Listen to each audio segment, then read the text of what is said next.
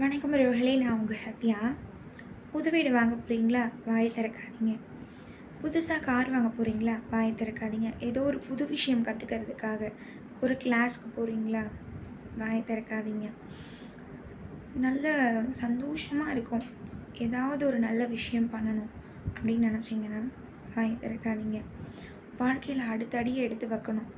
அதுக்கு இந்த மாதிரி ஒரு தொழில் பண்ணலாம், இப்படி ஒரு ஐடியா என்கிட்ட இருக்குது, இதை நான் செய்ய போகிறேன் அப்படின்னு யார்கிட்டையும் வாயை திறக்காதீங்க. தொழிலில் நல்ல லாபம் வருதா? வாயை திறக்காதீங்க.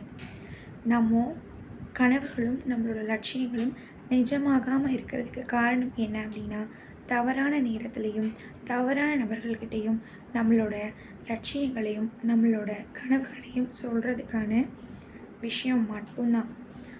நம்மளை சுற்றி எத்தனை பேர் என்ன வேணாலும் நினைக்கலாம், ஆனால் இந்த பிரபஞ்சம் நமக்கு தரக்கூடிய நல்ல விஷயங்கள் யார் நினச்சாலும் தடுக்க முடியாது. புத்திசாலித்தனமாக இருங்க. மீன் மீன் தூண்டிலில் தன்னோட வாயை திறக்காத வரைக்கும் மீனவன்கிட்ட மாட்டவே மாட்டாது. நன்றி.